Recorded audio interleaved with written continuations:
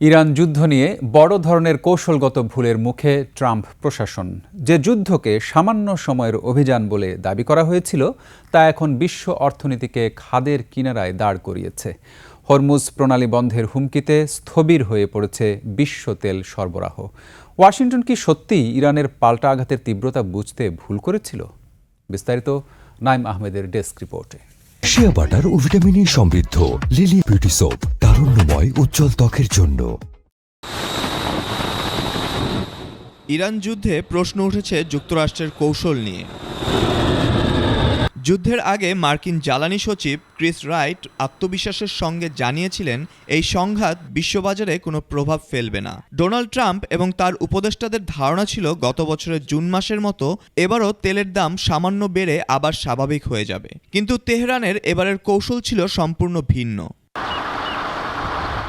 ট্রাম্পের উপদেষ্টারা ভেবেছিলেন ইরানের নেতৃত্বকে গুঁড়িয়ে দিলেই তারা নতি স্বীকার করবে, কিন্তু বাস্তবতা হলো ইরান এখন আরও বেশি মারমুখী। মার্কিন সামরিক ঘাঁটি ও মিত্র দেশগুলোর উপর ঝাঁকে ঝাঁকে মিসাইল ও ড্রোন বর্ষণ করছে তারা। পরিস্থিতি এমন পর্যায়ে পৌঁছেছে যে ওয়াশিংটনকে তড়িঘড়ি করে নিজেদের দূতাবাস খালি করতে হচ্ছে। খুদ ওয়াশিংটনের ভেতরেই এখন প্রশ্ন উঠছে রণকৌশল নিয়ে। সিনেটর ক্রিস মার্ফির অভিযোগ, হরমুজ প্রণালী খোলা রাখার কোনো কার্যকর পরিকল্পনাই নেই প্রশাসনের কাছে। পেন্টাগন জানিয়েছে যুদ্ধের মাত্র প্রথম 2 দিনেই $5.6 বিলিয়ন গোলাবারুদ খরচ করে ফেলেছে যুক্তরাষ্ট্র। এই বিপুল ব্যয় এবং তেলের দামের ঊর্ধ্বগতি রিপাবলিকান শিবিরকেও দুশ্চিন্তায় ফেলেছে। ক্ষুব্ধ ট্রাম্প এখন তেলের ট্যাঙ্কার চালকদের বলছেন সাহস দেখাতে। পরিস্থিতি সামাল দিতে ভেনেজুয়েলার তেলের উপর ভরসা করার ইঙ্গিত দিচ্ছে হোয়াইট হাউস। এদিকে পররাষ্ট্রমন্ত্রী মার্কো রুবিও এবং প্রতিরক্ষা সচিব পিট হেগসেথ যুদ্ধের একটি নির্দিষ্ট লক্ষ্যমাত্রা নির্ধারণ করে যুদ্ধ থেকে সম্মানজনক প্রস্থানের পথ খুঁজছেন।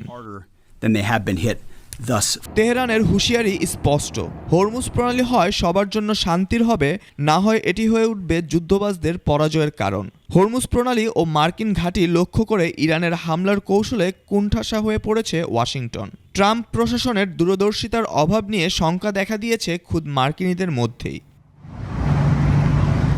Naim Ahmed, desk report, 21 television.